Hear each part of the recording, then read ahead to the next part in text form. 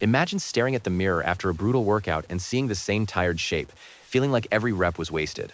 What if I told you that the secret to real muscle growth isn't hidden in the amount of protein you scoop, but in a force you can't see, a signal that tells your fibers to actually get bigger? Stay with me, because in the next few minutes we're going to pull apart the biggest myths, look at the hard science, and give you a clear roadmap to turn every session into measurable size.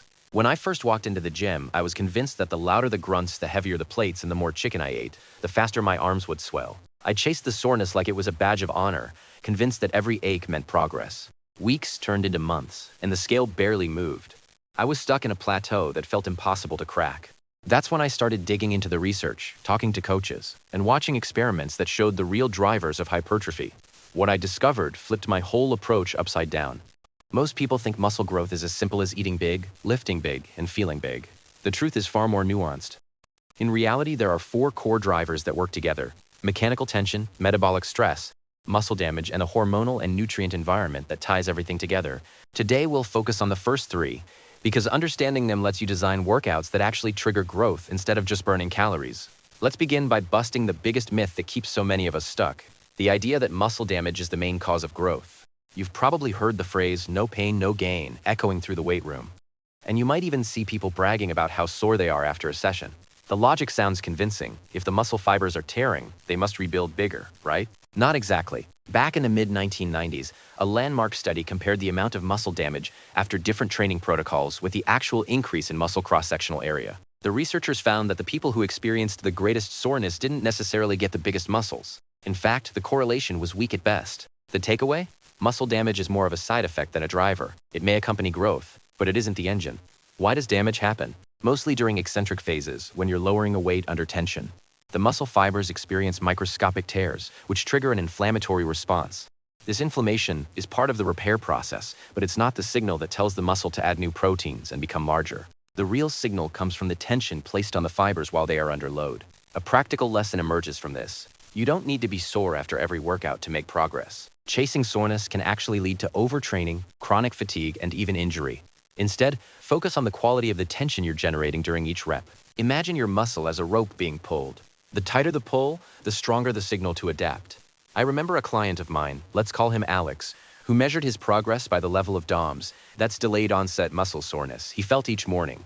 He would load up on heavy negatives, push himself to the point of severe achiness, and then skip the next couple of sessions because his muscles felt too damaged. Over a few months, his gains stalled and his motivation dipped. When we shifted his program to prioritize controlled, high-tension sets with moderate volume, his soreness dropped dramatically. Yet the mirror started showing real growth. He finally realized that the pain was a red herring, not the gold standard. So, what does this mean for you? First, don't let the myth of damage dictate your training schedule. Second, use soreness as a rough indicator of recovery needs, not as a badge of achievement. Third, start paying attention to the tension you can maintain throughout the full range of motion. That tension is the true catalyst.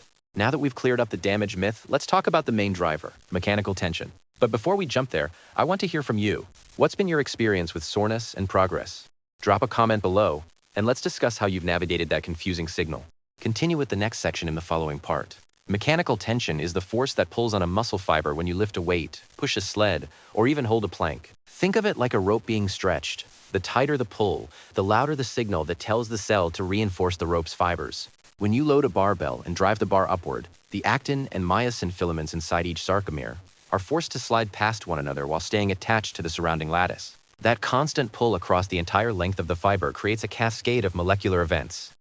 Integrins sense the stretch, focal adhesion complexes assemble, and a series of kinases fire off, ultimately turning on the genetic programs that drive protein synthesis. The key to harnessing mechanical tension lies in three intertwined variables: the amount of load you're moving, the speed at which you move it, and the duration that the muscle remains under load.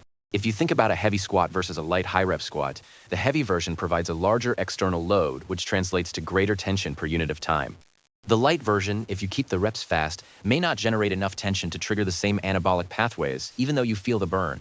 Conversely, a moderate load performed slowly, with a deliberate pause at the bottom of the movement, keeps the muscle under tension for a longer period, allowing the signal to accumulate. One practical way to think about this is to ask yourself, am I feeling the weight in the target muscle for the entire range of motion, or am I just bouncing it through? Many lifters unintentionally cheat at the bottom of a curl by letting the weight rest on their forearms, or they use a momentum-driven swing on a leg press that shifts the load away from the quadriceps. Those shortcuts reduce the effective tension and blunt the growth signal. The solution is simple. Focus on maintaining a continuous, controlled pull throughout each rep, and make sure the muscle is doing the work, not the joints or the momentum.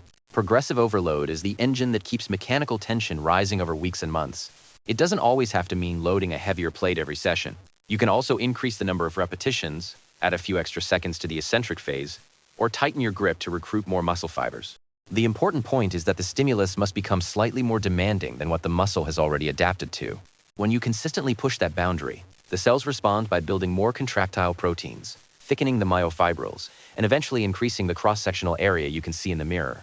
A personal story that illustrates this happened when I decided to overhaul my own bench routine after hitting a stagnant plateau. I used to load the bar with what felt like a comfortable weight and just blast out 15 reps as fast as I could. The bar moved, the muscles pumped, but the scale on the wall never budged.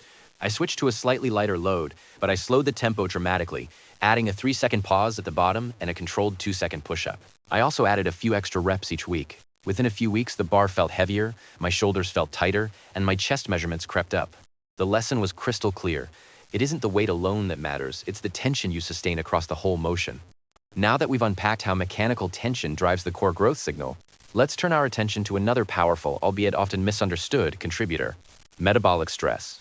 You've probably heard trainers rave about the pump and how a flushed, engorged muscle can grow overnight. There's a grain of truth in that, but the mechanism is more nuanced than just looking for a big vein in the forearm. Metabolic stress refers to the accumulation of metabolites such as lactate, inorganic phosphate, hydrogen ions, and cellular swelling that occur when you perform work under conditions that limit oxygen delivery. When you push a set to the point where the muscle's ability to clear these byproducts is overwhelmed, the cells swell like a balloon. That swelling stretches the sarcolemma, the muscle's outer membrane, and triggers a set of signaling pathways that promote protein synthesis and inhibit protein breakdown. In other words, the muscle interprets the swelling as a reminder that it needs to reinforce its structure to better handle future stress. One common way to generate metabolic stress is through high-rep, short-rest training. Think of a classic 12 to 15 rep set with 30 seconds of rest before moving on to the next exercise. The short rest intervals prevent the blood from fully clearing the accumulated metabolites, so each subsequent set builds on the previous one, amplifying the swelling effect. Another method is blood flow restriction training, where a cuff or band is applied just below the muscle to partially restrict venous return while still allowing arterial flow. This technique lets you achieve a high level of metabolic stress with surprisingly light loads, which can be especially useful for beginners or for those recovering from injury. I once worked with a client named Maya who loved the feeling of the pump after every leg day. She would stack sets of leg extensions with barely any rest, aiming for that deep, throbbing sensation. While she did see some early gains, she also complained of lingering fatigue and occasional joint soreness. When we introduced a more balanced approach, alternating heavy, low-rep squats for mechanical tension with moderate, higher-rep lunges for metabolic stress, her recovery improved dramatically and the size gains became more consistent. The key takeaway is that metabolic stress can be a potent catalyst, but it works best when paired with solid mechanical tension, not as a standalone strategy. If you've ever wondered why some trainers swear by training to failure while others caution against it, the answer lies in the balance between tension and stress. Pushing a set to absolute failure maximizes metabolic buildup, but it also risks sacrificing form, which can diminish tension on the target muscle and increase injury risk. A smart compromise is to leave a few reps in the tank, just enough to keep the tension high, while still allowing a respectable level of metabolite accumulation. Now that we've explored the twin pillars of mechanical tension and metabolic stress, it's time to address the third piece of the puzzle that often flies under the radar: the hormonal and nutrient environment that frames the entire growth process. Think of it as the weather system that determines whether a seed sprouts or withers. Even if you have perfect mechanical tension and substantial metabolic stress, without the right hormonal backdrop and nutrient supply, the body simply can't translate those signals into new muscle tissue.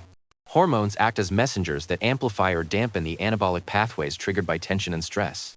Insulin, for example, is a powerful anti-catabolic hormone that shuttles glucose and amino acids into muscle cells, creating an environment ripe for protein synthesis.